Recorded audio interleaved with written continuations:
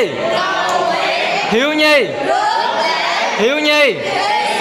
Hiếu Nhi.